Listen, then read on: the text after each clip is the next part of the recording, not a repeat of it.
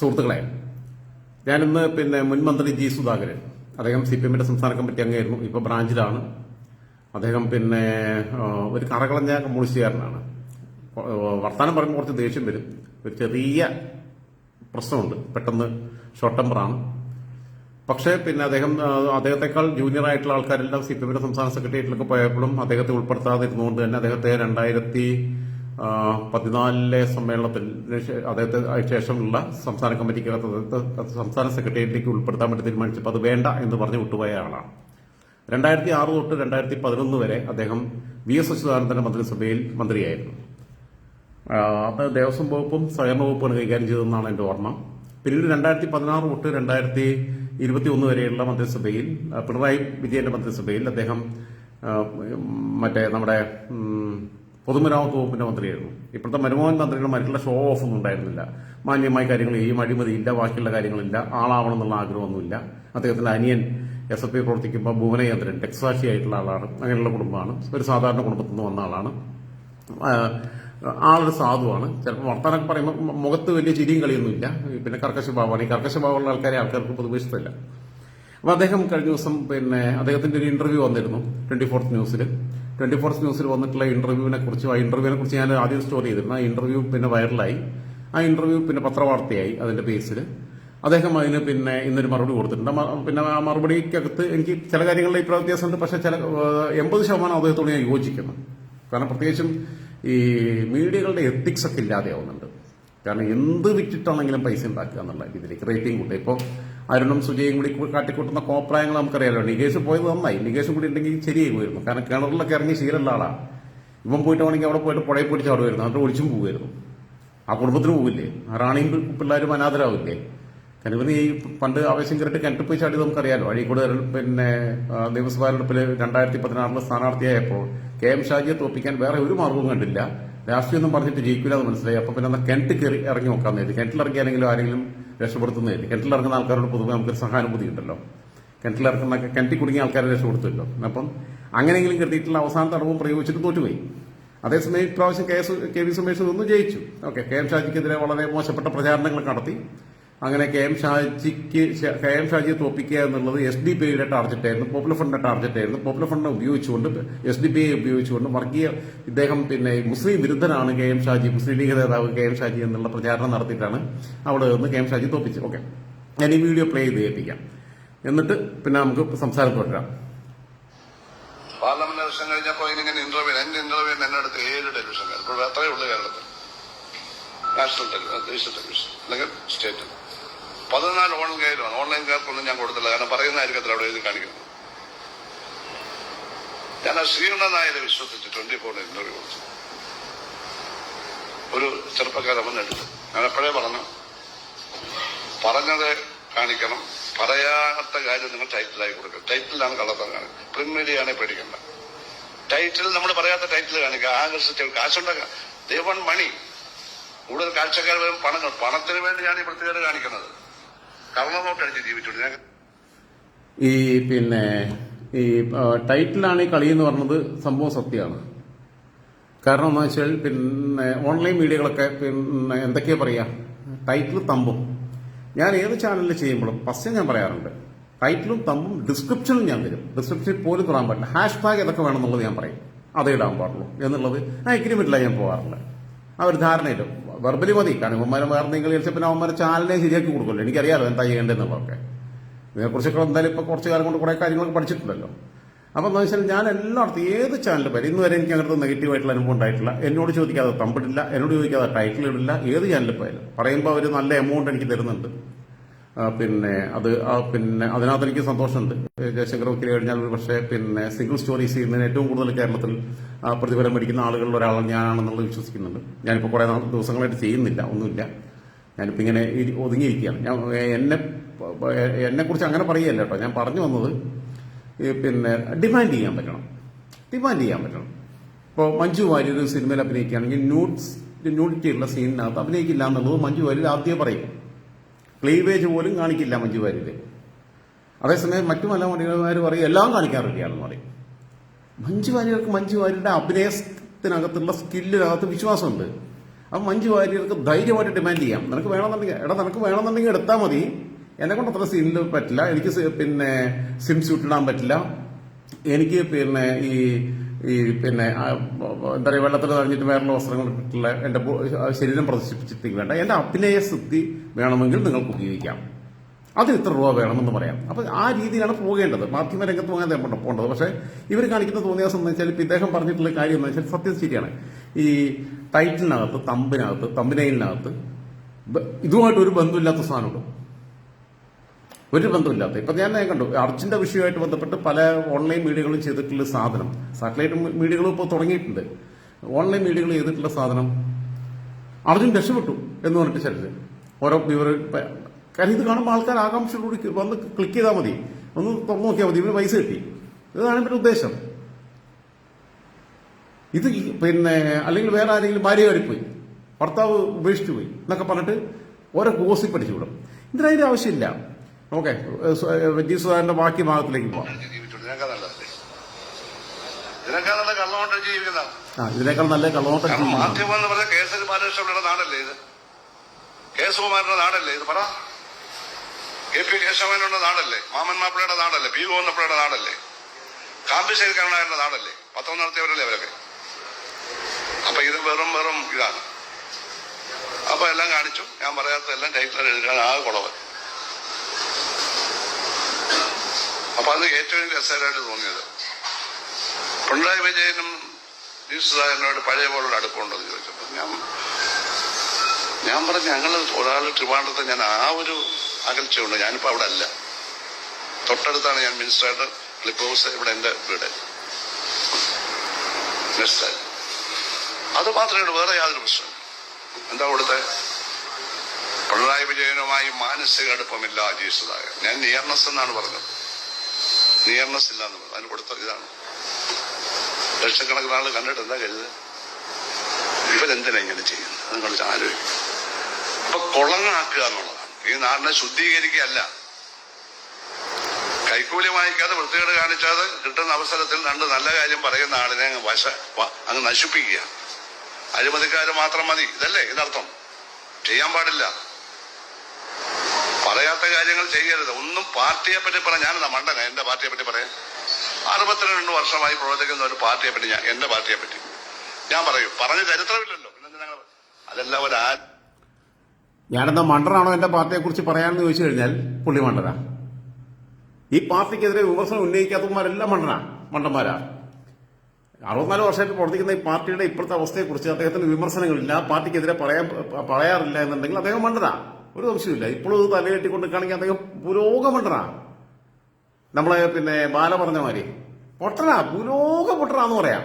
പക്ഷെ ആള് പാവാ, ഈ സാധുവായതിന്റെ ഭാഗമായിട്ട് ഇപ്പോഴും പാർട്ടി എന്ന് പറഞ്ഞിരിക്കുക. ഈ പാർട്ടി കേട് വന്നിരിക്കുന്നു. നിങ്ങൾ പണ്ട് പ്രവർത്തിച്ച പിന്നെ 64 വർഷമായിട്ട് നിങ്ങൾ പ്രവർത്തിക്കുമ്പോൾ 14 വർഷം മുമ്പ് നിങ്ങൾ പ്രവർത്തിച്ച പാർട്ടി അല്ല ഇപ്പോഴത്തെ പാർട്ടി. അത് പിന്നെ ജി സുധാകരൻ സഖാവ് അപ്ഡേറ്റ് ചെയ്യാത്തതുകൊണ്ട് പറ്റിപ്പോയത് കുഴപ്പമാണ്. ഞാൻ പറഞ്ഞില്ല, പുള്ളിക്ക് ചെറിയ ഒരു വിഷയമുണ്ട്. എം പി രാഘവൻ പറഞ്ഞിട്ടുണ്ട് പുള്ളിക്ക് ചെറിയൊരു മാനസിക വിഭ്രാന്തിന് ഒരു തലമുണ്ടെന്നൊക്കെ പറഞ്ഞിട്ടുണ്ട്. അപ്പം പിന്നെ മെന്റലി സ്റ്റേബിൾ ഇല്ലാത്തതിന്റെ ഭാഗമായിട്ട് പറഞ്ഞു പോകുന്ന. പക്ഷെ ആള് പാവമാണ്, ആള് അഴിമതിയില്ല, ശുദ്ധനാണ്, ഒരു മനുഷ്യനെ ദ്രോഹിക്കണം എന്നുള്ള ആഗ്രഹമില്ല, ഒരു പൈസ ഉണ്ടാക്കണം എന്നുള്ള ആഗ്രഹമില്ല, രാഷ്ട്രീയം കൊണ്ട് അങ്ങനെയൊക്കെയുള്ള കാര്യങ്ങൾ ഏൽപ്പിച്ച വകുപ്പ് കൃത്യമായിട്ട് ചെയ്തിട്ടുണ്ട്. ബാക്കി കൂടി കേൾക്കാം. ആലോചന പൊളിറ്റിക്കൽ ക്രിമിനലുകളുമായി ലോക്കലായിട്ടുണ്ട്, അവരുമായിട്ട് ആലോചിച്ചവർ ചെയ്യുന്നത്. ഈ പൊളിറ്റിക്കൽ ക്രിമിനൽ പ്രയോഗം ഇതിനു മുമ്പ് അദ്ദേഹം നടത്തിയിട്ടുണ്ട്. പാർട്ടിക്കകത്ത് പിന്നെ എല്ലാ വിഷയങ്ങളെ കുറിച്ച് അദ്ദേഹം സംസാരിച്ചപ്പോൾ പൊളിറ്റിക്കൽ ക്രിമിനൽ പ്രയോഗം നടത്തിയിട്ടുണ്ട്. അത് നടത്തിയിട്ടുള്ളത് അദ്ദേഹം മുമ്പ് പിന്നെ കാലങ്ങളായിട്ട് പ്രതിനിധീകരിച്ചിരുന്ന അമ്പലപ്പുഴ മണ്ഡലത്തിലെ ഇപ്പോഴത്തെ സിറ്റിംഗ് MLA പിന്നെ H സലാമിനെതിരെയും തോറ്റുപോയ മുൻ ആലപ്പുഴ MP ഇത്തവണ തോറ്റുപോയ MP കഴിഞ്ഞ തവണ ജയിച്ചത് AM ആരിഫിനെതിരെയാണ് ഈ പൊളിറ്റിക്കൽ ക്രിമിനൽ പ്രയോഗം അദ്ദേഹം നടത്തിയിട്ടുള്ളത്. പാർട്ടിക്കകത്ത് നടത്തിയിട്ടുണ്ട് അദ്ദേഹം. പിന്നെ AM ആരിഫും പിന്നെ H സലാമും കൂടി തീവ്രവാദികളുമായി ചേർന്നുകൊണ്ട് ഇദ്ദേഹത്തെ ഒരു പിന്നെ പ്രത്യേക രീതിയിൽ കോർണർ ചെയ്യാൻ വേണ്ടിയിട്ടുള്ള ശ്രമങ്ങൾ നടത്തുകയും ഇദ്ദേഹത്തിനെതിരെ ദുരാരോപണങ്ങൾ ഉന്നയിക്കുകയും ഇദ്ദേഹത്തെ പിന്നെ സൈഡാക്കാൻ വേണ്ടിയിട്ടുള്ള എല്ലാ ശ്രമങ്ങളും നടത്തുകയും ചെയ്തു എന്നുള്ളത് ഇദ്ദേഹം പറഞ്ഞിട്ടുള്ളതാണ്. പാർട്ടിക്കകത്തും പറഞ്ഞിട്ടുള്ള, പാർട്ടി ഫോർത്തിനകത്ത് പറഞ്ഞിട്ടുള്ള. അതാണ് ഈ പൊളിറ്റിക്കൽ ക്രിമിനൽസ് ഇവർ രണ്ടുപേര്, അല്ലാതെ വേറെ ആരുമല്ല. ഓക്കെ, ബാക്കി കൂടി പറയാം. അപ്പൊ ഈ പൊളിറ്റിക്കൽ ക്രിമിനൽസ് ഉണ്ടെന്നുള്ളത് അപ്പോഴും പാർട്ടിക്കകത്ത് പ്രശ്നം ഉണ്ടെന്നുള്ളത് തെളിയേണ്ടത്. പിന്നെ പറഞ്ഞില്ലേ, മാനസികമായി പിന്നെ അടുപ്പമില്ല എന്ന് അവർ തലക്കെട്ട് കൊടുത്തു എന്ന് പറയുമ്പം സത്യത്തിൽ ഇദ്ദേഹം പറയുന്നത് പിണറായി ചോദ്യം ചോദിക്കുന്നത് നിങ്ങളിപ്പോൾ പിണറായിയായിട്ട് പഴയ അടുപ്പുണ്ടോ? ഇല്ല, പിണറായി ക്ലിഫ് ഹൗസിലല്ലേ, ഞാനിവിടെ ആലപ്പുഴയിലല്ലേ, അടുപ്പില്ല എന്ന് പറഞ്ഞാൽ അതിനാ മലയാളം എന്താ? സത്യസന്ധമായി പറഞ്ഞ അതിനെ മലയാളം ഞങ്ങൾ തമ്മിൽ മാനസികമായിട്ട് അടുപ്പില്ല എന്ന് തന്നെയാണ്. സുധാകര സഖാവ് പക്ഷേ പരോക്ഷമായിട്ട് സൂചിപ്പിച്ചതേ ഉള്ളൂ, ഇവരത് തലക്കെട്ട് കൊടുക്കുന്നു കരുതിയില്ല എന്നുള്ളതാണ്. തലക്കെട്ട് അവർ കൊടുക്കാനും പാടില്ലായിരുന്നു, കാരണം ഈ മനുഷ്യൻ അങ്ങനെ ഒരു ഡിമാൻഡ് വെച്ചിട്ടാണ് ഇന്റർവ്യൂ നടത്തുന്നുണ്ടെങ്കിൽ. ബാക്കി കൂടി പറയാം, അവർ കൊടുത്തതിനകത്ത് പിന്നെ എല്ലാം ന്യായമായിട്ടുള്ള കാര്യങ്ങളാണ്. പക്ഷെ വിത്തൗട്ട് ഹിസ് പെർമിഷൻ അവരെ കൊടുക്കാൻ പാടില്ലായിരുന്നു, അദ്ദേഹത്തിന് അനുമതി കൊടുക്കണമായിരുന്നു. പിന്നെ ഞാൻ ഒറ്റ ടെലിവിഷൻ കൊടുത്തില്ല. ജനങ്ങളെ അറിയിക്കുക എന്നാണ് പറയുന്നത്. സ്വന്തം പാർട്ടിയെ പറ്റി ഒരിക്കലും പറയില്ല. പറയുമ്പോൾ നിങ്ങൾ കൊടുത്താൽ നിങ്ങൾ അബദ്ധാവുകയാണ്. ഒരിക്കലും പറയില്ല. പറഞ്ഞ ചരിത്രം ഈ സ്വന്തം പാർട്ടിയെ കുറിച്ച് ഇപ്പോഴും പറയില്ല എന്ന് പറഞ്ഞാലും അപകടമാണ്. പാർട്ടിയോട് സ്നേഹം ഉണ്ടെങ്കിൽ ഇപ്പൊ പറയണം. എനിക്കിപ്പോൾ പാർട്ടിയോട് വലിയ സ്നേഹം ഉണ്ടായിട്ടൊന്നല്ല പറയണത്, ഇത് നശിച്ച് നന്നാവേണ്ടെന്നുള്ള അഭിപ്രായം. പാർട്ടിയോട് സ്നേഹം ഉണ്ടെങ്കിൽ അദ്ദേഹം ഇപ്പോഴും പാർട്ടിയോട് സ്നേഹം ഉണ്ടെന്നുണ്ടെങ്കിൽ അദ്ദേഹം പാർട്ടിയെ വിമർശിച്ചുകൊണ്ടേ ഇരിക്കണം, തിരുത്താനുള്ള ശ്രമങ്ങൾ നടത്തുന്നുള്ള അഭിപ്രായക്കാരാണ് ഞാൻ. ഓക്കെ, വീട്ടില്ല. പിന്നെ വേറെ വല്ല പാർട്ടിയിൽ ഞങ്ങൾ നല്ലതല്ല, അങ്ങനൊന്നും അല്ല. ഒരാളെന്റെ 10-12 വർഷം രാഷ്ട്രീയ ജീവിതത്തെ ചോദ്യം ചെയ്യരുത്. ഞാനിവരെ കണ്ടപ്പോൾ തന്നെ പ്രസംഗിക്കണമെന്ന് വിചാരിച്ചത്. ഞാൻ തമാശയായിട്ട് പറയല്ല, ഇതൊക്കെ പ്രശ്നങ്ങളല്ലേ. ഒരു പ്രസ്ഥാനത്തിന് വേണ്ടി സെൻട്രൽ ജയിലിലും പോയി മർദ്ദനവും ഏറ്റ് വിദ്യാഭ്യാസവും കളഞ്ഞ് പ്രവർത്തിച്ച ഒരു പ്രസ്ഥാനത്തെ പറ്റി അനാവശ്യമായിട്ട് പറയുമോ? തന്തയില്ലാത്തവനല്ലേ എന്ന് പറയത്തുള്ളൂ, അല്ലേ? തന്തയില്ലാത്തവൻ.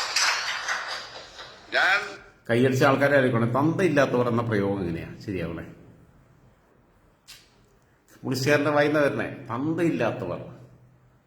തന്ത ആരാണെന്നറിയാത്ത ഒരുപാട് ആൾക്കാർ നമ്മുടെ നാട്ടിലുണ്ട്. സ്വാഭാവികമാണ്. കൂട്ട ബലാത്സംഗത്തിനിരയായ ഒരു പെൺകുട്ടി ഒരു കുഞ്ഞിനെ പ്രസവിച്ചു കഴിഞ്ഞാൽ 5-6 പേര് ചേർന്നിട്ട് പിന്നെ തട്ടിക്കൊണ്ടുപോയിട്ട് പിന്നെ റേപ്പ് ചെയ്തതാണെന്നുണ്ടെങ്കിൽ ആ കുട്ടിയുടെ അച്ഛൻ ആരാണെന്ന് പിന്നെ DNA പരിശോധന നടത്തിയിട്ട് കണ്ടെത്തേണ്ടി വരും.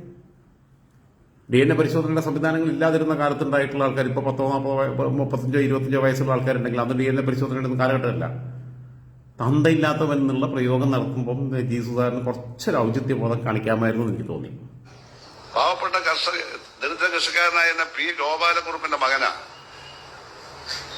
കുട്ടനാടൻ കർഷക തൊഴിലാളിയെ പോലെ കറുത്ത ഒരു മനുഷ്യൻ. എന്റെ അമ്മ നല്ലപോലെ വെളുത്ത സുന്ദരിയായതുകൊണ്ട് ഞങ്ങൾ ചെറിയ വെളുപ്പാണ് കിട്ടിയില്ല.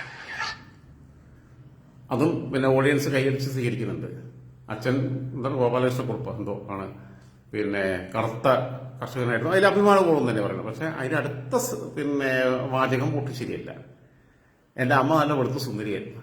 വെളുത്താൽ മാത്രമേ സുന്ദരിയാവുള്ളൂ. ഭാനുപ്രിയ, നടി ഭാനുപ്രിയ ഞാൻ നേരിട്ട് കണ്ടിട്ടുള്ളതാണ്. നന്നായിട്ട് കറുത്തിട്ടാ. റോജ ഞാൻ നേരിട്ട് കണ്ടിട്ടുള്ളതാണ്, കറുത്തിട്ടാ. എന്താണ് അപാരമായ സൗന്ദര്യല്ലേ ഭാനുപ്രിയയുടെയൊക്കെ സൗന്ദര്യത്തിന്റെ അടകളവെന്ന് പറഞ്ഞാൽ നമ്മളെ മരിച്ചുപോയ ശ്രീവിദ്യയുടെ കാര്യം പറഞ്ഞ പോലെയല്ലേ.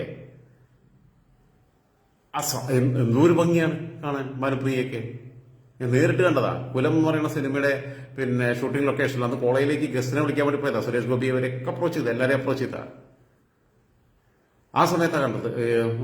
പിന്നെ ഒരു മനണ്ട്, പിന്നെ നമ്മളെ എന്താണ് വള്ളിക്കാശ്ശേരിയോ അങ്ങനെ എന്തോ പറഞ്ഞിട്ട് ഒറ്റപ്പാല ഷൊർണൂരിനും ഇടയ്ക്കുള്ള സ്ഥലത്ത് വരിക്കാശ്ശേരി മല എന്നാണ് തോന്നുന്നു. ഒരുപാട് സിനിമകളിൽ ഷൂട്ട് ചെയ്തിട്ടുള്ള 6-ാം തമ്പുരാനൊക്കെ അവിടെ ഷൂട്ട് ചെയ്തെന്ന് തോന്നുന്നു. അപ്പൊ അവിടെ പോയിട്ട് കണ്ടിട്ടില്ല. ഭാനുപ്രിയ എന്തൊരു സുന്ദരിയാ, പക്ഷെ കറുത്തിട്ടാ. ഫ്രെയിമിൽ വരുമ്പോ കൊടുത്തിട്ടാ. കറുപ്പിനടക്കുന്നുള്ള പാട്ടുള്ള നാളാണിത്. കറുപ്പ് താൻ എനിക്ക് പിടിച്ച കളർ എന്ന് പറഞ്ഞ് തമിഴിലുണ്ട്.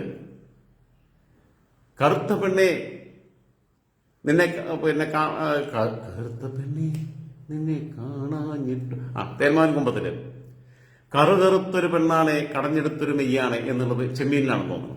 കറുപ്പിനത്ത് എന്തൊരു സൗന്ദര്യന്റെ കറുപ്പിന്.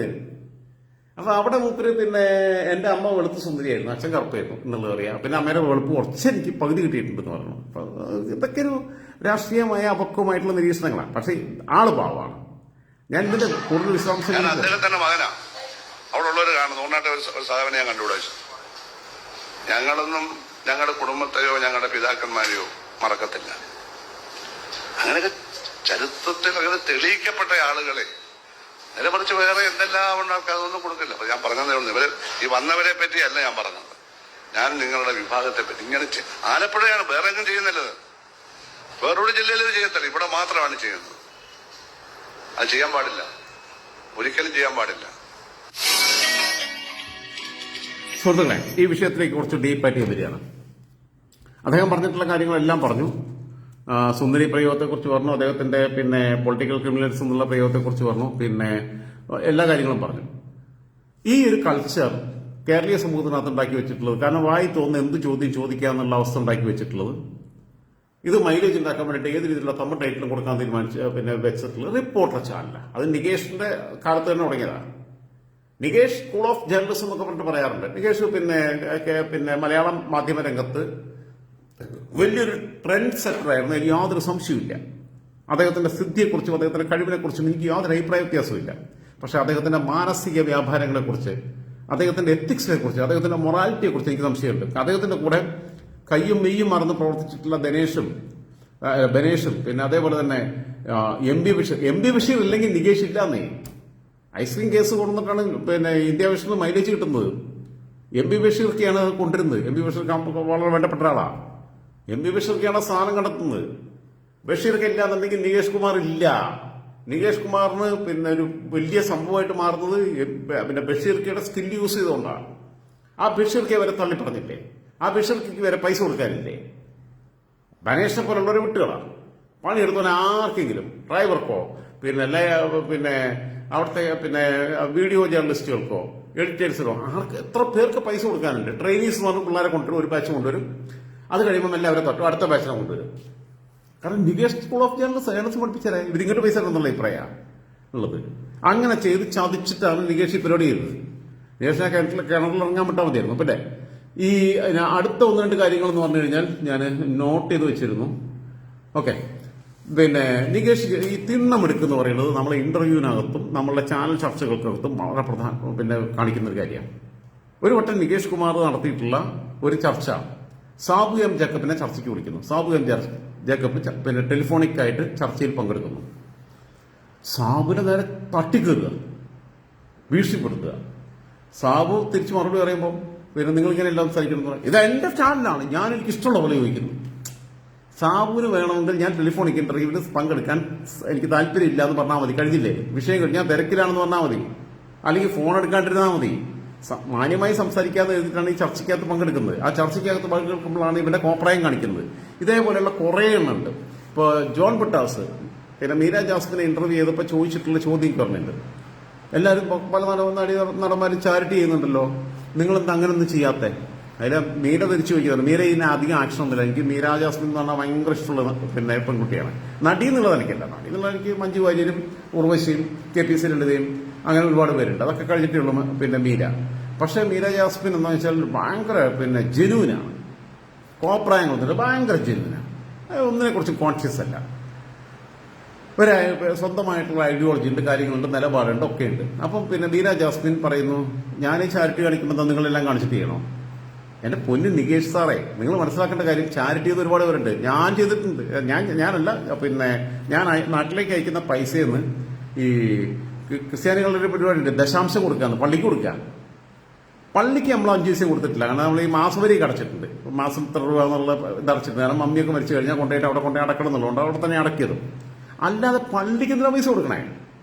ക്രിസ്തുവിന് എന്തിനാ പൊൻകുരിശ് എന്നുള്ളത് പിന്നെ പൊൻകുരിശ് തോമയുടെ എന്ന് പറയുന്ന കഥാപാത്രം വൈക്കമുത്ത് ബഷീറിന്റെ കഥയിൽ ചോദിച്ചിട്ടുണ്ട്. ക്രിസ്തുവിന് എന്തിനാ പൊൻകുരിശ്? കഴിഞ്ഞ ദിവസം പിന്നെ ജബ്ബാർ മാഷ് പറഞ്ഞ പോലെ ലോകത്ത് ഒരു ടൺ സ്വർണ്ണമാണെങ്കിൽ എടുക്കാൻ പറ്റുന്ന ആളാ ദൈവം.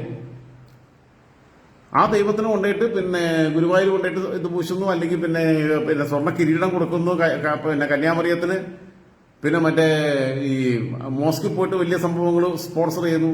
ഒരു വലിയ മോസ്കും വലിയ ചർച്ചും വലിയ ഇതൊക്കെ പണിയാൻ പറ്റുന്ന ശേഷിയുള്ള ആളെ ദൈവം എന്നുള്ളത് പറഞ്ഞിട്ടുണ്ട്. അതാവട്ടെ.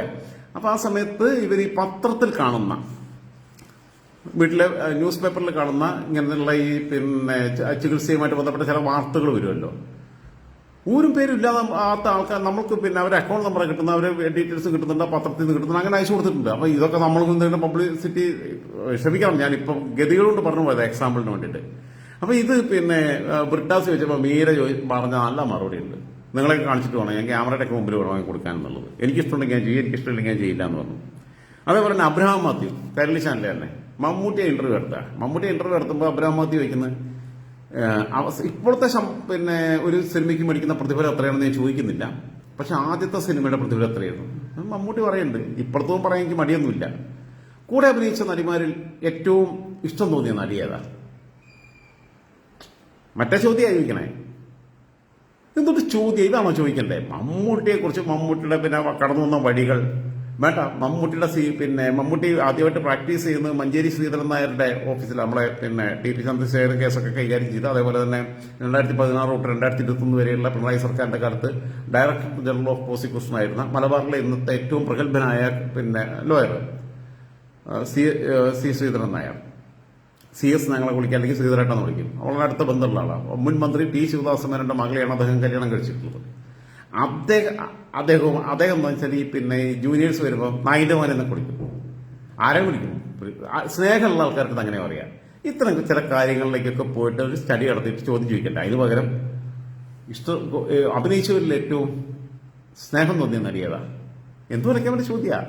പൈങ്കിളി ചോദ്യങ്ങളെ വെക്കുന്നത് സീരിയസ് ആയിട്ട് ചാനലിനകത്ത്. പിന്നെ ഇപ്പൊ അതേസമയം എന്താ വെച്ചാൽ പിന്നെ അതേപോലെ തന്നെ ഇപ്പൊ ഓൺലൈൻ മീഡിയക്കകത്ത് ഈ ബിഗ് ബോസിന്റെ ഒരു കണ്ടസ്റ്റന്റ് അടുത്ത് ഒരു പെൺകുട്ടി പിന്നെ അടുത്ത് ഒരു ഊള ചെറുക്കൻ ഏതോ പിന്നെ ഇപ്പൊ അവൻ ഈ എന്റർടൈൻമെന്റ് ചാനലിനകത്ത് നിൽക്കുക, ഒരു ചെറുക്കൻ, ഒരു അച്ചായ ചെറുക്കനാ. ഇവൻ അതിനകത്ത് ഇരുന്നിട്ട് ചോദിക്കുക, ശരണ്യ എന്നാണ്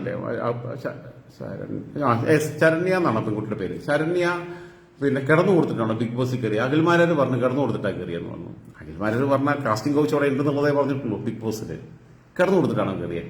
കാരണം ഇവർക്ക് റീച്ച് കിട്ടണം. വേറെ പെൺകുട്ടി പിന്നെ വയനാട്ടുകാരി, അവളിപ്പോൾ കൊച്ചി താമസിക്കുക. പച്ചമലടുത്ത് പറഞ്ഞ ഭൂലോക വെടിയെന്നൊക്കെ പറയുമ്പോൾ വിഷമമുണ്ട്, പക്ഷെ പറയാതിരിക്കാൻ വയ്യ. കാരണം ഇവള് എന്താണ് എസൻസ് ഗ്ലോബൽ അങ്ങനെ എന്തോ പറഞ്ഞിട്ട് യുക്തിവാദികളുടെ സംഘടനയുണ്ട്. അവിടെ പോയിട്ട് പിന്നെ ഇവളുടെ പായാരവും ബാക്കിയുള്ളതും എല്ലാം പറഞ്ഞ് നല്ല ഫണ്ട് റൈസിങ് നടത്തിയ പെൺകുട്ടിയാണ്. ഇവള് ഒരു നടിയുടെ അടുത്ത് ചോദിച്ചിരിക്കുക, നിങ്ങൾ കടന്നു കൊടുത്തിട്ടാണോ സിനിമയിൽ അവസരം നേടിയത്? ഇങ്ങനെയാണോ ചോദിക്കേണ്ടത്? ഞാൻ എത്ര ഇന്റർവ്യൂ നടത്തിയിട്ടുണ്ട്. ഞാനിപ്പോ ചാണ്ടിയമ്മനുമായിട്ടുള്ള ഫസ്റ്റ് ഇന്റർവ്യൂ എന്ന് പറഞ്ഞാൽ ചാണ്ടിയമ്മൻ ഞാൻ പിന്നെ പറഞ്ഞപ്പോൾ റിക്വസ്റ്റ് ചെയ്തപ്പം പറയുമ്പം അവരുടെ പിന്നെ ചാണ്ടിയമ്മന്റെ അപ്പയ്ക്കെതിരായിട്ടുള്ള ഈ ചികിത്സയുമായിട്ട് ബന്ധപ്പെട്ട അപ്പയുടെ വിഷയമായിട്ട് ബന്ധപ്പെട്ടിട്ടുള്ള പിന്നെ ഒരു സ്റ്റോറി ലോകത്തിന് മുമ്പിലേക്ക് ആദ്യം കൊണ്ടുവന്ന് ഞാനാണ്. എന്നിട്ട് പോലും അവർക്കൊരു ശത്രുത ഉണ്ടായിരുന്നില്ല. ഇവിടെ വന്നിട്ട് എറണാകുളത്ത് സ്റ്റുഡിയോയിൽ വന്നിട്ട് എടുത്തു. നമ്മൾ മാന്യമായിട്ടുള്ള ചോദ്യം ചോദിച്ചിട്ടില്ല. ഇപ്പൊ ഞാൻ പിന്നെ തിരുവനന്തപുരത്ത് പോയപ്പോൾ അവിടെ പോയിട്ട് പിന്നെ വീട്ടിൽ പോയിട്ട് ഒരു ഇന്റർവ്യൂ എടുത്തു. നമ്മൾ ആവശ്യമുള്ള കാര്യങ്ങൾ ചോദിക്കുന്നത് ഇവരെ ചൈൽഡ്ഹുഡ്, ആ കാലത്തുണ്ടായിരുന്ന ഒരു പിതാവ് എന്നുള്ള രീതിയിലുള്ള ഇടപെടൽ. കാരണം അതാരും കവർ ചെയ്യാത്തൊരു സാധനം. ഞാൻ വീണ്ടും പറയുന്നു, ഞാൻ ഒരു ജേർണലിസത്തിന്റെ ABCD അറിയാത്ത ഒരാളാണ്. ഞാൻ പിന്നെ എന്റെ ചെറിയ ബുദ്ധിക്കകത്ത് തോന്നുന്ന കാര്യങ്ങൾ ചെയ്തതാണ്. ഞാൻ അതേപോലെ തന്നെ ചെയ്തിട്ടുള്ളത് ഇപ്പോൾ പിന്നെ മേജർ റിവ്യൂ ആയിട്ട് ചെയ്തപ്പം പൊളിറ്റിക്സും ബാക്കിയുള്ളതൊക്കെ കുറച്ച് സംസാരിച്ചു. അതിന്റെ കൂട്ടത്തിൽ ഈ ആർമി അനുഭവങ്ങളിലേക്ക് എത്തി. അല്ലാതെ കീർത്തിചക്ര സിനിമ, കാശ്മീര സിനിമ എന്നൊക്കെ പറഞ്ഞിട്ട് അങ്ങനെ പോയിട്ടില്ല. അത് എല്ലാവരും ചെയ്യുന്ന കാര്യമാണ്. സംതിങ് ഡിഫറെന്റ്, എന്തെങ്കിലും ഇൻഫോർമേറ്റീവായിട്ട് കിട്ടണം എന്നുള്ളതാണ്. അപ്പൊ അതിനനുസരിച്ചുള്ള കാര്യങ്ങൾ അത് ആളുകൾക്ക് അറിയാൻ വേണ്ടി പറ്റും. അതേപോലെ തന്നെ ഇപ്പം ഐഷ സുൽത്താനായിട്ട് ചെയ്തപ്പോൾ എല്ലാവരും ലക്ഷദ്വീപിലെ ആക്റ്റീവ്സാണ്. അതെല്ലാവർക്കും അറിയാവുന്ന കാര്യമാണ്. അവള് തന്നെ നിരന്തരമായിട്ട്, ഐഷ നല്ല പെൺകുട്ടിയാണ്, മിടുക്കി പെൺകുട്ടിയാണ്. ഞാൻ ഒരു പ്രാവശ്യം പറഞ്ഞു, പിന്നെ ഇനിയിപ്പോൾ ഡയറക്റ്റ് ചെയ്യുന്നതിനെ കുറിച്ച് ആലോചിക്കുന്നത്, നീ ആക്ട് ചെയ്യാൻ നോക്ക്. കാരണം വെച്ചാൽ ഫേഷ്യൽ എക്സ്പ്രഷൻസ് അത്രയും നല്ലതാണ്. അതിസുന്ദരിയായൊരു പെൺകുട്ടിയാണ്. പിന്നെ കേരളത്തിലുള്ള പെൺകുട്ടികളിൽ ഏറ്റവും സുന്ദരിമാരെ 10 പേരെ തന്നെ തൈലൊന്ന് ഐഷ സുൽത്താനയാണ് ഇപ്പം. അപ്പൊ ഐഷയോട് ഞാൻ പറഞ്ഞു, നീ അങ്ങനെ നോക്ക്, അല്ലെങ്കിൽ ബോളിവുഡിൽ നോക്ക്. അപ്പൊ ഐഷ പറഞ്ഞില്ല, എന്റെ ഡ്രീം ഇതാ.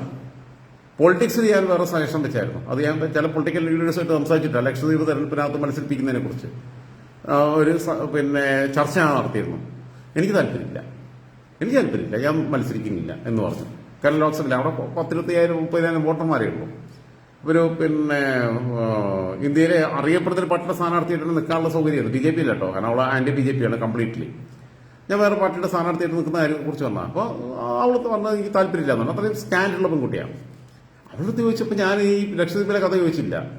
അവളുടെ അനിയന്റെ മരണവുമായി ബന്ധപ്പെട്ടും ബാപ്പയുടെ മരണവുമായി ബന്ധപ്പെട്ടും പിന്നെ അവരെ അവൾ സ്വപ്നത്തിൽ കാണുന്നതിനെ കുറിച്ചും ബന്ധപ്പെട്ടും അങ്ങനെ വേറെ രീതിയിൽ ഫാന്റസിയുടെ ലോകത്തേക്ക് ഇതുകൊണ്ടേ അത് നന്നായിട്ട് പിന്നെ ആൾക്കാർ കാണുകയും ചെയ്തു. കാരണം വെച്ചാൽ അതിനകത്തുള്ള കമന്റ്സും വളരെ മാന്യമായിരുന്നു. അല്ലാതെ ഈ കണവണ ചോദ്യമല്ല. ഇപ്പൊ ചാണ്ടിയമ്മനായിട്ട് ചോദിച്ചപ്പോഴും ഞാൻ പറഞ്ഞിട്ടുള്ള ഹൈന്ദവ സാംസ്കാരികത, ഹൈന്ദവ ദേശീയത അങ്ങനെയുള്ള വിഷയങ്ങളിലേക്ക് ചർച്ച പോയി. ഡൈവേർട്ട് ചെയ്ത് അങ്ങനെ പോയി. സ്പിരിച്വാലിറ്റി, ഇത്തരം കാര്യങ്ങളിലുള്ള ഇവരെ അഭിപ്രായം അറിയണ്ടേ? ഇവർക്ക് അഭിപ്രായം ഉണ്ടെന്നുള്ളത് അറിയണ്ടേ? അല്ലാതെ ഇവിടെ കോൺഗ്രസും CPM തല്ലുപിടിച്ചു, ലീഗും BJP തമ്മിൽ സംഘർഷം ഉണ്ടായി. ഇതാണ് ചോദ്യം ഉണ്ടാവണേ. ഇത് സെൻസേഷന് വേണ്ടിയിട്ട് കൊടുക്കുന്ന സുരേന്ദ്രനോട് ചോദിച്ചപ്പോൾ കെ സുരേന്ദ്രൻ വന്നപ്പോൾ ഞാൻ ഇന്റർവ്യൂവിനകത്ത് ഇതിന് ഏറ്റവും വലിയ രസമുള്ള കാര്യം എന്ന് വെച്ചാൽ കെ സുരേന്ദ്രൻ ആ സമയത്ത് കഴിഞ്ഞ വർഷം എല്ലാ ചാനലുകൾക്കും ഒരേ ടൈമിലാണ് കൊടുക്കുന്നത്. ന്യൂസ് 8 കൊടുത്തു, റിപ്പോർട്ടർ കൊടുത്തു, ഇന്ത്യ പിന്നെ മനോരമയ്ക്ക് കൊടുത്തു, മാതൃഭൂമിക്ക് കൊടുത്തു. ഒരാഴ്ച മുഴുവൻ ഇന്റർവ്യൂസ് പ്രോഗ്രാമിന് വേണ്ടി മാറ്റിവെച്ചു. അദ്ദേഹത്തിന്റെ PR ടീം അങ്ങനെ തന്നെ ചെയ്ത്. പക്ഷെ അദ്ദേഹത്തിന്റെ പേജിലും അതേപോലെ തന്നെ അദ്ദേഹത്തിന്റെ പിന്നെ BJPയുടെ ഔദ്യോഗിക പേജിൽ ഷെയർ ചെയ്ത ഇന്റർവ്യൂ എന്റേതാണ്. എനിക്കൊരു അഭിമാനമുണ്ട്. കാരണം വെച്ചാൽ ഞാൻ ചോദിക്കേണ്ട ചോദ്യമൊക്കെ ചോദിച്ചു. PC വർജിനെ കൊണ്ടുവന്നിട്ട് കിട്ടാനെന്നുള്ള ചോദിക്കുന്നത് വളരെ ഷാർപ്പായിട്ട് ഇരിക്കുന്നുണ്ട്. ഒരു പ്രാവശ്യം അദ്ദേഹം പറയുന്നുണ്ട് PC വർജി നിഷ്കളങ്കനാണെന്ന് പറയുന്നുണ്ട്. നിഷ്കളങ്ക കൊണ്ടാണോ ജോസഫ് മാസ്റ്ററെ കൈയല്ല തലയായിരുന്നു വെട്ടേണ്ടിയിരുന്നെന്ന് പറഞ്ഞെന്ന് ചോദിക്കുന്നുണ്ട് ഞാൻ. അങ്ങനെ ഒരുപാട് ഷാർപ്പായിട്ടുള്ള ക്വസ്റ്റ്യൻസ് ചോദിക്കുന്നുണ്ട്. പക്ഷെ നമ്മുടെ ഗസ്റ്റാ, ചാനൽ ചർച്ചയ്ക്കകത്ത് ഫോണിൽ വരുന്ന ആളും ഇന്റർവ്യൂവിന് വരുന്ന ആളും നമ്മുടെ ഗസ്റ്റാ. പത്രസമ്മേളനം നടത്തുമ്പോൾ എന്തോ ലക്കമല ചോദിച്ചിരിക്കാം. അതാണ് ജേർണലിസം. പത്രസമ്മേളനം ഒരാൾ നടത്തുകയാണെന്നുണ്ടെങ്കിൽ പത്രസമ്മേളനം അയാൾ എല്ലാത്തിനും ആൻസർ ചെയ്യാൻ റെഡി ആയിട്ടാണല്ലോ വരുന്നത്. അവൻ്റെ അടുത്ത് എന്തു ചോദ്യം വലിച്ച് കീറി മുറിച്ചിടണം. പക്ഷേ ഇന്റർവ്യൂവിന് വിളിക്കുമ്പോൾ ബാക്കിയുള്ളതിന് വിളിക്കുമ്പോൾ നമ്മുടെ ഗസ്റ്റ് നമ്മുടെ വീട്ടിലേക്ക് വരിക.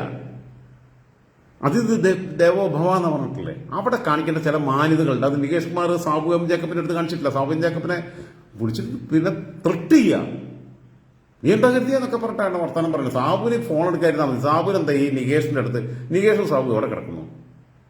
സാബുന് ഇപ്പം അങ്ങനെ ഇമേജ് ഉണ്ടാക്കേണ്ട ആവശ്യമൊന്നുമില്ല. പക്ഷെ സാബുവിന്റെ അടുത്ത് കുറെ കുഴപ്പങ്ങൾ പറ്റി. അവരെ 2020 എല്ലാം കുളമാക്കിയത് സാബുന് തന്നെയാണ് പ്രശ്നം. സാബു തന്നെ എല്ലാം ആയിട്ട് നിൽക്കണം. സന്ദീപ് വാര്യരുടെ അടുത്ത് ഞാൻ ചെയ്തപ്പോഴും അങ്ങനെ തന്നെ ഓരോ കാര്യങ്ങൾ ചോദിച്ചിട്ടുള്ളത്. സുരേന്ദ്രന്റെ അടുത്ത് തന്നെ ഞാൻ സുരേന്ദ്രന്റെ ക്യാമ്പസ് പൊളിറ്റിക്സിനെ കുറിച്ച് ചോദിച്ചു. മലബാർ കോളേജിൽ അടിയുണ്ടായതിനെ കുറിച്ചും ബാക്കിയുള്ളതിനെ കുറിച്ചും മലബാർ ക്രിസ്ത്യൻ കോളേജിൽ അടിയുണ്ടായതിനെ കുറിച്ചും പിന്നെ ഇവര് തിരിച്ചടിച്ചതിനെ കുറിച്ചും ഒക്കെയുള്ള കാര്യങ്ങളിലേക്ക് അവർക്ക് ഇപ്പോൾ അടുത്ത സുഹൃത്തുക്കളാണ് അടിയുണ്ടായെങ്കിലും എന്നൊക്കെ പറഞ്ഞിട്ട് സുരേന്ദ്രൻ പറയുന്നുണ്ട്. അപ്പൊ അതുകൊണ്ട് നമ്മൾ ഇനിയും വിളിച്ചാൽ ഇവർ വരും. അങ്ങനെ കാര്യമുണ്ട്. നമ്മൾ ആ ഒരു ഇതിലാണ്. ഇപ്പൊ AP അഹമ്മദിനെ ഇന്റർവ്യൂ ചെയ്തപ്പോൾ വേറെ കാര്യങ്ങളൊക്കെ ചോദിക്കാം. മലബാർ കലാപത്തിലേക്ക് പോയി ഞങ്ങള്. ഹിറ്റ്ലറുടെ പിന്നെ നാസി പിന്നെ ജർമ്മനി ജൂതന്മാരെ കൊന്നൊടുക്കിയതിലേക്ക് ചർച്ച പോയി. പല വഴിക്ക് പോയി. അതെന്ന് വെച്ചാൽ ആൾക്കാർക്ക് അവരുടെ അവർക്കുള്ള അറിവ്, അവരുടെ അനുഭവങ്ങൾ അത് പ്രേക്ഷകരിലേക്ക് എത്തിക്കുക എന്നുള്ളതാണ്. ഇപ്പൊ ജോണി ലൂക്കോസ് കുറച്ച് മാന്യമായിട്ട് കാര്യങ്ങളൊക്കെ ചെയ്യുന്ന ഒരാളാണ്. ഇന്റർവ്യൂ ജോണി ലൂക്കോസ് പണ്ട് പിന്നെ അദ്ദേഹം ഭാഷാഭൂഷണിൽ ഉണ്ടാകുമ്പോൾ അന്ന് മനോരമ ന്യൂസും തുടങ്ങിയിട്ടില്ല, ചാനലുകളും തുടങ്ങിയിട്ടില്ല. അദ്ദേഹം P ഗോവിന്ദപിള്ളയെ, ഇപ്പോഴത്തെ നമ്മളെ മന്ത്രി ശിവൻകുട്ടിയുടെ അമ്മായി അച്ഛൻ, ഭാര്യയുടെ അച്ഛൻ P ഗോവിന്ദപിള്ള, PK വാസുദേവൻ നായരുടെ അളിയൻ P ഗോവിന്ദപിള്ള, മാധ്യമപ്രവർത്തകനായിട്ടുള്ള പിന്നെ ഏഷ്യാനെറ്റിന് മുമ്പ് തലപ്പത്തുണ്ടായിരുന്ന MG രാധാകൃഷ്ണന്റെ അച്ഛൻ P ഗോവിന്ദപിള്ള. ആ P ഗോവിന്ദപിള്ളയായിട്ട് ഇന്റർവ്യൂ ചെയ്തപ്പോൾ അദ്ദേഹം CPM സ്റ്റേറ്റ് ചെയ്യാൻ പറ്റില്ല. ഭാഷാഭൂഷണിക്ക് വേണ്ടി ഇന്റർവ്യൂ ചെയ്തപ്പോൾ കറക്റ്റായിട്ട് പൊളിറ്റിക്കൽ ഐഡിയോളജി ഇങ്ങനെ പറഞ്ഞ ഞാനൊരു പുസ്തകമുണ്ട്. എനിക്ക് തോന്നുന്നത് നിങ്ങൾക്ക് താല്പര്യം ഉണ്ടെങ്കിൽ ഞാനൊരു പ്രാവശ്യം വായിച്ച് അവതരിപ്പിക്കാം. ഇതിനകത്ത് ഇങ്ങനെ കൃത്യമായിട്ട് പറഞ്ഞ് കൊണ്ടുവന്ന് പിന്നെ P ഗോവിന്ദപിള്ള വളരെ ഫിലോസഫിക്കലായിട്ടുള്ളതും പിന്നെ വളരെ ഹൈലി പൊളിറ്റിക്കലായിട്ടുള്ള കാര്യങ്ങൾ പറയണം. പക്ഷേ CPM സംസ്ഥാന കമ്മിറ്റിയിലുള്ള പൊട്ടന്മാർക്ക് അത് തിരിച്ചറിയാൻ പറ്റാത്തതുകൊണ്ട് അദ്ദേഹത്തെ സംസ്ഥാന കമ്മിറ്റിയിൽ നിന്ന് ബ്രാഞ്ചിലേക്ക് താത്തി. അന്ന് അദ്ദേഹം ഒരു ബാഗും തൂക്കിയിട്ട് പോകുന്നൊരു ഫോട്ടോ ഉണ്ടായിരുന്നു മനോരമ ന്യൂസ് പേപ്പറിൽ. ഞാനൊക്കെ പഠിക്കുന്ന സമയത്താണ്. പുല്ലുവഴിയിലേക്ക് എന്നിട്ട് അദ്ദേഹം പുല്ലുവഴിയിലാണ് അദ്ദേഹത്തിന്റെ വീട്. അങ്ങനെ പോണേ ഞാൻ പറഞ്ഞു വന്നത് പത്രപ്രവർത്തനത്തിനകത്ത് കുറച്ച് ധാർമ്മികതയൊക്കെ വെക്കണം. ഒരാളെ മുമ്പിൽ നമ്മളോട് എത്ര ആൾക്കാർ സംസാരിക്കുന്നു. പിന്നെ ഞാൻ പലരോട് സംസാരിക്കും പറയാൻ എൻ്റെ ഫോൺ ഓട്ടോമാറ്റിക് റെക്കോർഡറാണ്. CPMന്റെ നേതാക്കന്മാർ മാത്രമാണ് വാട്സപ്പിൽ വിളിക്കുക. ബാക്കിയുള്ളവരൊക്കെ ഫോണിൽ വളരെ പിന്നെ കൃത്യമായി പല രഹസ്യങ്ങളും പറയാറുണ്ട്. നമ്മളെ വിശ്വാസമുണ്ട്. അതെടുത്തിട്ട് ഞാൻ നാളെ പിറ്റേന്ന് എടുത്തിട്ട് ഈ സാധനം കൊണ്ട് എടുത്തിട്ട് ആ റെക്കോർഡ് എടുത്തിട്ട് എയർ ചെയ്ത് കഴിഞ്ഞാൽ എനിക്ക് ചാമ്പ്യനാവാം. പക്ഷേ അയാളുടെ ക്രിമിനലുകളൊന്നും ആണെങ്കിൽ ഞാനത് ചെയ്യും, വേണമെങ്കിൽ ചോദിക്കും ഞാൻ. അല്ലാതെ ഒരു മനുഷ്യൻ വിശ്വസിച്ച് സൗഹൃദത്തിന്റെ പുറത്ത് സംസാരിക്കുന്ന എടുത്തിട്ട് അങ്ങനെ ഇടുക, അതൊക്കെ ഇടുന്നാണ് മാധ്യമപ്രവർത്തനം വിശ്വസിക്കുന്ന ആളുകളാണ് ഇവര്. ഇപ്പൊ മംഗളം ചാനൽ തുടങ്ങിയപ്പോൾ നമുക്കറിയാം. ഇപ്പൊ അജിത്ത് പുതിയ ചാനൽ തുടങ്ങിയിട്ടുണ്ട്. ഇപ്പൊ MB ബഷീർക്ക് അയാളുടെ കൂടെയാണ്. ഈ അജിത്ത് ചാനൽ തുടങ്ങിയപ്പം മംഗളം ചാനൽ തുടങ്ങിയപ്പം ശശീന്ദ്രനെ കൊണ്ടിട്ട് ഹണി ട്രാപ്പിൽ പെടുത്തി. ഒരു പെൺകുട്ടികളും കൂടി മിസ്യൂസ് ചെയ്യത്. എന്നിട്ട് അതിൽപ്പെട്ടിട്ട് മരിച്ചുപോയ മാധ്യമപ്രവർത്തകൻ, മരിച്ചുപോയതല്ല കൊല്ലപ്പെട്ട മാധ്യമപ്രവർത്തകൻ, ഇവർ ഈ പിന്നെ ക്രിമിനൽ സംഘങ്ങൾ കൊന്നതാ. കാരണം അവരുടെ വാർത്തകളുണ്ട്. SV പ്രദീപ്, ഇപ്പോഴും എന്റെ സുഹൃത്ത് ഫിറോസ് SV പ്രദീപിനെ കുറിച്ച് പറയുമ്പോൾ ചിലപ്പോൾ കണ്ണിന്ന് വെള്ളം വരും. അത്രയും അടുത്ത സുഹൃത്തുക്കളായിരുന്നു. SV പ്രദീപും ഈ ഫിറോസ് സാലി മുഹമ്മദും ഒക്കെ ചേരിപ്പോയി കിടന്നു. അതുകൊണ്ട് ഈ അജിത് കുമാർ എന്ന് പറയുന്ന പരമനാറി വിരിഞ്ഞു നോക്കിയിട്ടില്ല. ഇതാണ് മംഗളം ചാനൽ. അവനെ പൂട്ടിക്കെട്ടും ചെയ്തു അതോടുകൂടി അണിട്രാപ്പാണെന്ന് പറഞ്ഞപ്പോൾ. പക്ഷെ എനിക്ക് ഏറ്റവും രസമുള്ള കാര്യം എന്ന് വെച്ചാൽ ഈ AK ശശീന്ദ്രന് 19 വയസ്സാകുമ്പോൾ പേരക്കുട്ടിയുടെ പ്രായമുള്ള ഒരു കുട്ടിയെ അങ്ങനെ പ്രണയിക്കാനും തീവ്രമായി പ്രണയിക്കാനും എന്റെ പൂച്ചക്കുട്ടി എന്ന് വിളിക്കാനും ഉണ്ടായിട്ടുള്ള എന്താ പറയാ ആ ലോല ഹൃദയത്തെ നമിച്ചുകൊണ്ട് തൽക്കാലം പിന്നെ മാധ്യമപ്രവർത്തനത്തിനകത്തെ എത്തിക്സുകളെ കുറിച്ച് ഒരുപാട് ക്ലാസ് എടുക്കാൻ ഞാനും യോഗ്യരല്ല. ഞാനും പലപ്പോഴും വഴിവിട്ടൊക്കെ പലതും പറയാറുണ്ട്. പക്ഷെ ഞാൻ ജേർണലിസം അങ്ങനെ പിന്നെ പഠിച്ചിട്ടില്ലല്ലോ. ഇത് പഠിച്ച് കലക്കി കുടിച്ച് ഞാൻ ജേർണലിസ്റ്റ് ആണെന്ന് പറഞ്ഞ് നടക്കുന്ന കഴുത്തിൽ പിന്നെ പ്രസ് എന്ന് പറഞ്ഞാൽ ലോക്കറ്റൊക്കെ ഇട്ട് നടക്കുന്ന ആൾക്കാർ അത് ശ്രദ്ധിക്കണം. ഞാൻ എന്തായാലും പോകുന്നില്ല. ഞാനിവിടെയൊക്കെ കള്ളി കൊണ്ട് കൊടുത്തിട്ടില്ല, നടക്കാൻ പോകും, പിന്നെ സൈക്കിളിൽ പോകും. ഇന്നിപ്പോൾ സൈക്ലിംഗ് നടന്നിട്ടില്ല, കാരണം മഴയാണ്. പിന്നെ പാർക്കിംഗ് ഏരിയയിൽ നടത്താം. പിന്നെ ഞാനത് ചെയ്ത് കഴിഞ്ഞാൽ ഇവിടെ 171 ഫ്ലാറ്റ് ഉണ്ട്, അപ്പാർട്ട്മെന്റ് ഉണ്ട് ഈ ഫ്ലാറ്റിനകത്ത്. എല്ലാവരും അങ്ങനെ തുടങ്ങിക്കഴിഞ്ഞാൽ പിന്നെ റെസിഡൻസ് അസോസിയേഷനൊക്കെ ബുദ്ധിമുട്ടാവും. അതുകൊണ്ട് ഞാൻ അങ്ങനെ ഒരു കാര്യം ചെയ്യേണ്ടെന്ന് എഴുതി വൈകിട്ട് നീന്തലിന് പോയിട്ടില്ല. രാവിലെ ഇതെല്ലാം ചെയ്തു. പക്ഷെ വൈകിട്ട് നടന്നു 1 മണിക്കൂർ. ഗുഡ് നൈറ്റ് പറയുന്നില്ല, ചിലപ്പോൾ തിരിച്ചു വരും.